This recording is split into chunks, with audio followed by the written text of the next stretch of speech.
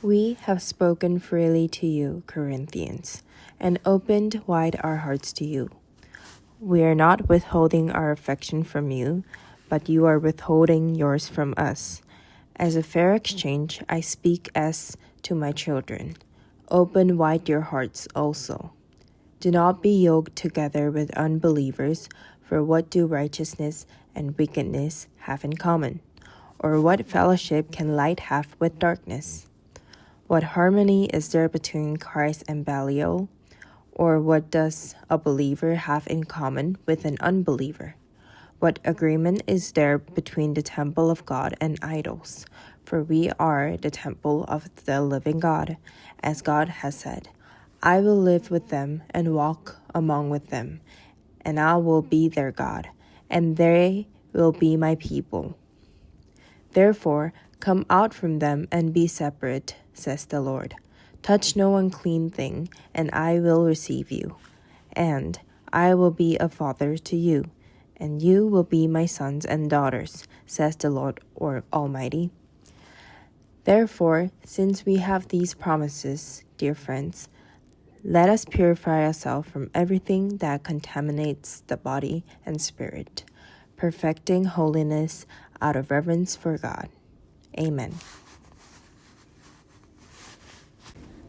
We have spoken freely to you, Corinthians, and opened wide our hearts to you. We are not withholding our affection from you, but you are withholding yours from us. As a fair exchange, I speak as to my children. Open wide your hearts also. Do not be yoked together with unbelievers, for what do righteousness and wickedness have in common? Or what fellowship can light have with darkness? What harmony is there between Christ and Belial? Or what does a believer have in common with an unbeliever? What agreement is there between the temple of God and idols? For we are the temple of the living God, as God has said, I will live with them and walk among with them, and I will be their God, and they will be my people. Therefore, come out from them and be separate, says the Lord. Touch no unclean thing, and I will receive you. And I will be a father to you, and you will be my sons and daughters, says the Lord Almighty. Therefore, since we have these promises, dear friends, let us purify ourselves from everything that contaminates the body and spirit, perfecting holiness out of reverence for God. Amen. 오늘의 말씀도 역시 지난주에 이어서 고린도후서 6장 11절부터 7장 1절 같은 말씀으로 계속해서 묵상합니다. 우리는 지난주에 고린도 교회에 사도 바울 선생님께서 보내는 마음에 담긴 편지를 함께 묵상을 했어요. 사도 바울 선생님께서 고린도 교회에 가겠다고 그랬더니 오지 마세요 하는 건데 그것 이유가 뭐냐면 이유가 세상의 것, 영지주의자들이 이야기하는 것들, 세상의 것과 섞여가지고 사도 바울 선생님을 사도권을 인정하지 않는 문제가 발생하는 겁니다. 예, 세상의 레퍼런스, 추천서, 졸업장 이런 것들입니다. 그런 것들을 기준으로 하다 보니까 이 사도 바울 선생님을 인정하지 않아서 분쟁이 일어나기 시작한 거예요. 그래서 사도 바울 선생님이 이렇게 편지를 하는 거예요. 이런 문제들은 교회 안에 이런 문제들이 생긴 것은 우리가 마음이 좁아서 그런 것이 아니라 여러분들이 마음이 좁아져서 생긴 것입니다. 우리 마음을 넓히고 거룩한 게 무엇인가 알아봅시다. 지금부터 제가 거룩에 대해서 설명하겠습니다. 라고 말씀하면서 믿지 않는 자들과 멍에를 매지 마라 이렇게 이야기를 합니다. 믿지 않는 자들과 멍에를 매지 말라는 것이 무엇인지 우리는 지금부터 하나씩 볼 겁니다. 예, 그러면서 사도 바울 선생님이 믿지 않는 자와 멍에를 매지 마라 하면서 의와 불법이 그리스도와 벨리알이 이렇게 빛과 어둠이 이렇게 설명을 시작을 하십니다. 네. 우리는 그 사도 바울 선생님이 설명하고 있는 것에서부터 거룩이 무엇인지를 배울 수 있습니다. 거룩을 앞으로 설교를 계속 주제가 거룩이 무엇인지 설교할 것입니다. 거의 1년 가까이 30몇 편 이상의 거룩에 대해서 이야기를 할 것인데 이 거룩에 대한 오늘 오해가 무엇인지 이야기해 보려고 하는데요. 우리 크리스찬들이 거룩에 대해서 오해를 많이 합니다. 선하게 사는 것만 거룩이라고 생각하는 경우도 있고요. 또 하나는 거룩이 잘 무엇인지 모르기 때문에 크리스찬들이 거룩함을 잃어버렸어요. 그 거룩함을 잃어버렸기 때문에 지금 전 세계 기독교가 약간의 문제가 보이는 것들이 나타나는 이유가 그런 것들입니다. 오늘 우리는 거룩이 무엇인지를 알아보기 전에 거룩에 대한 오해가 무엇인지를 고민해 하려고 합니다. 우리는 그 거룩이 무엇인지 우리가 가장 크리스찬이 오해로 갖고 있는 것들이 무엇인지를 살펴보려고 그러는데요. 그 전에 한번 우리 단어가 갖는 왜 오해가 생기는지를 알아보기 위해서 단어가 갖는 한계성을 한번 생각해 보겠습니다.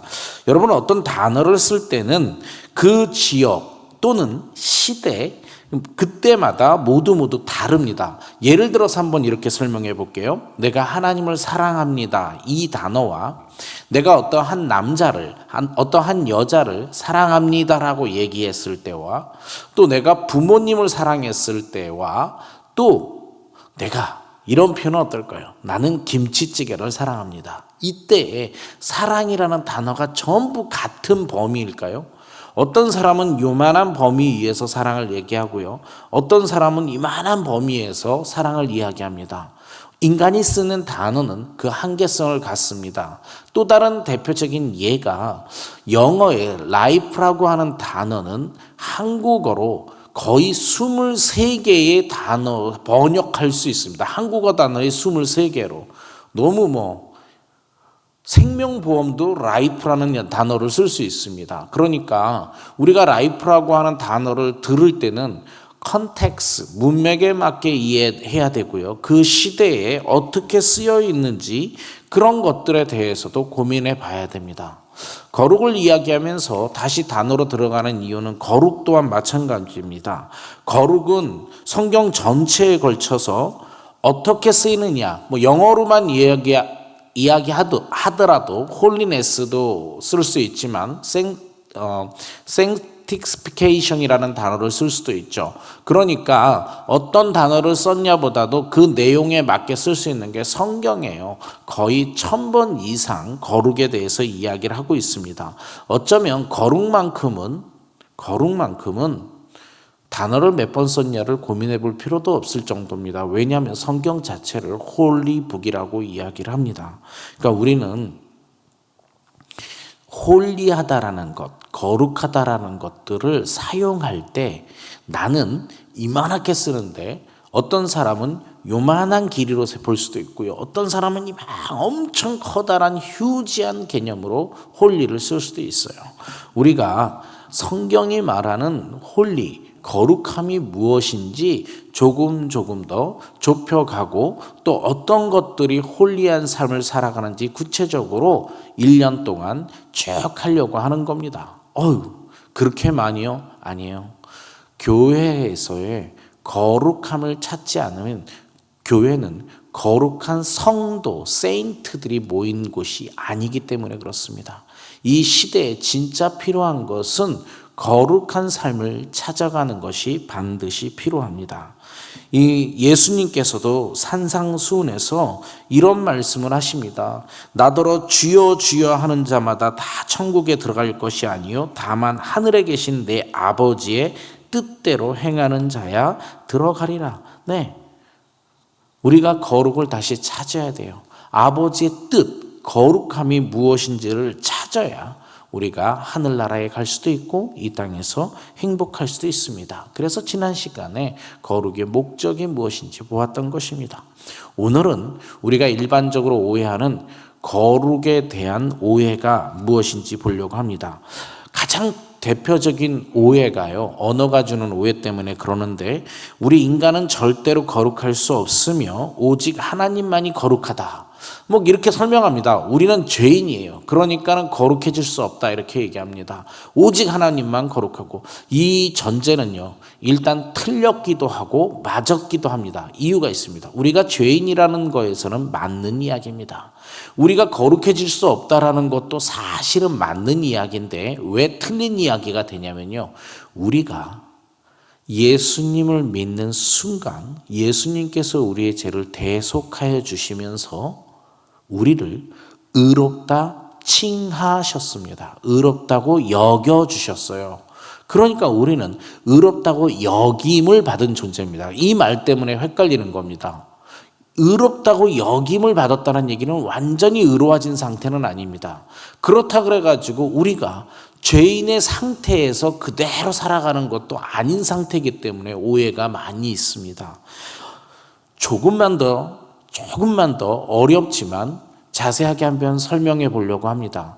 기독교 교리 중에 가장 중요한 교리가 하나 있는데, 의신칭의, 그 다음에 성화, 그 다음에 영화라고 하는 단계입니다. 이게 구원의 단계입니다. 구원의 단계를 더 나눌 수 있지만 크게 나누면 세 가지로 다시요. 의신칭의, 의롭다 칭함을 받은 상태요. 그 다음에 성화, 점점점 거룩해지는 단계, 그리고 영화, 완전히 거룩해지는 단계, 완전히 죽음을 의미하기도 합니다만 완전하게 거룩해지는 단계를 영화, 이렇게 이야기를 합니다. 자, 그러니까 잘 보세요. 우리는 의신칭의를 받은 상태입니다. 여러분께서 지금 예수님을 믿는다면 그 믿는 상태에서 의롭다 칭해 줄게라고 이야기하는 겁니다. 그러니까 의로워진 상태가 아니에요. 의인이 된 상태가 아니에요. 무슨 상태냐면 의롭다 칭함을 받은 상태예요. 그러니까 주님께서 이제 내가 너의 과거의 죄나 모든 것들은 다 앞으로 지을 죄도 의롭다고 쳐줄 테니까 성화, 경건하게 거룩하게 세상을 살아가면서 점점 변해라라고 이야기하는 겁니다. 그래서 영어로 justification, sanctification 이렇게 이야기를 하는 겁니다. 그래서 justification을 받은 우리는요, 이건 내 노력대로 하는 게 아니라 은혜로 받는 겁니다. 하지만 sanctification, 이건요 노력해야 돼요. 이 오해 때문에 어떤 목사님은 설교를 이렇게 합니다. 잘 들어보세요. 똑바로 살아야 구원받는다. 이 설교 잘못된 겁니다. 구원, justification은 똑바로 살아야 구원받는 게 아니에요. 이것만큼은 은혜로 구원받는 겁니다. 주님께서 우리에게 의롭다 칭함, justification을 해 주셨기 때문에 그렇습니다. 그렇지만 이건 다릅니다. 우리는 구원을 받았기 때문에 마음대로 살아도 된다라고 하는 게 아니라 구원을 받았기 때문에 이제 거룩한 자로서 세상을 살아가야 됩니다. 거룩한 사람으로서, 성도로서 삶을 살아간다는 이야기는 점점 더 거룩해져가는 삶을 살아가는 거예요. sanctification이 돼야 되는 겁니다. 점점 더. 그러니까 똑바로 살아라는, 구원받기 위해서 똑바로 살아라라고 설교하시는 목사님이 있다면 이걸 행위 구원이다 이렇게 얘기해서 잘못된 설교입니다. 구원은 하나님의 은혜, 그레이스입니다. 그 은혜로 그레이스를 받았으니까 우리는 거룩한 모습으로 똑바로 살아가야 되는 겁니다. 그러니까 우리 인간은 절대로 거룩할 수 없다라고 하는 것은 잘못된 말이기도 하고 맞을 수도 있는 말인 이유가 그런 겁니다. 우리는 죄인이에요. 거룩한 존재가 아니에요. 맞아요. 그렇지만 의롭다 칭함을 받았으니까 거룩한 모습으로 살아가야 됩니다. 거룩에 대한 오해로 둘째 되는 것, 우리가 예를 들어서 교회 안에서 되게 이렇게 겉모습을 이야기하고 싶은 겁니다. 두 손 들고 찬양하면 거룩할까요? 큰 소리로 외쳐서 기도하면 거룩한 걸까요? 아니에요. 예수님께서는 외식하는 자들이라 그랬습니다. 겉으로 드러나는 자들, 이 사람들한테 저주했어요. 독사의 자식이라고 이야기했습니다. 두 손을 드는 것은 거룩한 것이 아니에요. 자, 찬양할 때 가끔 교회에서 예배 드릴 때 찬양할 때 그냥 자기는 입 안 열리고 가만히 있는 사람이 있습니다. 절대로 안 돼요. 찬양할 때 입을 벌려 크게 함께 찬양해야 됩니다. 그러는 가운데 내가 너무나 은혜가 높아 두 손이 올라갔다면 그게 거룩한 거예요.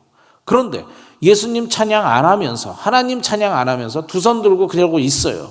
이건 팔만 아픈 거고 하나도 거룩한 것이 아니에요. 특별히 남을 보여주기 위해서 그랬다면 이거는 거룩한 정도가 아니라 어쩌면 가식이에요. 하나님, 예수님께서 저주하는 모습들입니다. 그러니까 눈에 보이는 두 손 들고 거룩한 거, 설교할 때 목소리 좋으면 좋지만 거룩한 모습으로 이러면서 설교 목소리 거룩하게 깔아가면서 하는 거 아닐 수도 있어요. 하나님, 예수님이 마음속에 있는 모습으로 내 모습이 나타나야 거룩한 겁니다. 세 번째로요, 세상 사람들이 많이 오해하는 것 중에 거룩하려면 교회 세상과 떨어져서 살아야 된다. 이건 정말 오해입니다. 우리는요, 속세를 떠나는 종교가 아닙니다. 이웃과 함께 살아가는 종교예요. 이웃과 함께 살면서 그들에게 빛과 소금으로서 선한 영향력을 미치는 것, 그런 종교예요. 그러니까 속세와 떨어지면요, 믿지 않는 자와 멍에를 매지 말랐다고 속세하고 확 떨어져 버리면 우리는 그런 기독교가 아니에요. 믿지 않는 자와 섞이지 않더라도 그들과 함께 살아가는 거예요. 그들을 예수님, 하나님 앞으로 인도해 내는 소명, 사명을 받았기 때문에 그렇습니다. 다만 우리는 특정 시간이 되면 분리되어져서 특별히 하나님을 만나는 시간이 필요한 겁니다. 오늘 말씀을 마무리합니다. 우리는 justification, sanctification, glorification이라고 하는 단계를 거치면서 살아가는 사람들입니다. 의롭다 칭함을 받았기 때문에 이제 내가 sanctification, 거룩한 삶으로 살아가야겠다라고 결단하는 단계예요. 그 단계를 오랜 시간 동안, 언제요? 죽을 때까지 성화되어 가면서 살아가는 겁니다. 그러면 하나님께서 때가 되면 우리를 완전한 영광의 자리에 글로리피케이션 받을 수 있도록 인도해 주실 것입니다. 저는요, 거룩에 대해서 이렇게 이야기하고 싶습니다. 생각을 바꿔야 된다. 생각을 바꾸어야만이 거룩해질 수 있다라고 느끼는 겁니다. 왜냐하면 거룩이 무엇인지 모르기 때문에, 어떻게 살아갈지를 모르기 때문에 우리는 거룩해지는 삶을 살아가지 못합니다. 여러분, 거룩해지려면 날마다 내 생각을 바꿔야 돼요. 무슨 생각으로? 조금 더 성경적인 생각으로, 조금 더 하나님이 말하고 싶은 말이 무엇인지를 이해하는 단계로 넘어가야 됩니다. 어쩌면 그것이 진정한 회개입니다. 우리가 회개라고 단어를 쓸 때 그리스어는 메타노이아라고 하는 단어를 씁니다. 회개를 메타노이아. 그런데 이 메타노이아는 후회가 아닙니다. 뭘 잘못했지 이런 게 아니에요. 진짜로는 진정한 메타노이아는 저 너머 건너편 무엇인가입니다. 그러니까 내가 생각하지 못하는 저 건너편까지도 내가 생각해낼 수 있어야 그게 메타노이아예요. 이게 생각을 바꾸는 거예요. 나의 한계를 넘어서는 생각들, 오직 성경이 말하는 생각들, 그 생각들로 내 생각을 하나씩 바꿔나가는 것, 그것이 진정한 메타노이아입니다. 기도하시겠습니다. 하나님 아버지, 거룩이 무엇인지 고민하고 있습니다. 회개할 수 있도록 인도하여 주시옵소서. 과거에 내가 무엇을 잘못한 것도 회개해야 하지만 정말 회개해야 될 것은 세상의 생각들로 생각을 하며 살아가는 나를 용서해 주시고, 내가 세상적인 것, 세큘러한 것이 아니라 하나님께서 말하고 싶은 것들로 나의 생각을 바꿔나가는 성화, sanctification의 단계로 이 땅에서 살아가는 우리 되게 축복하여 주시옵소서. 감사드리며 우리 주 예수 그리스도를 받들어 기도합니다. 아멘.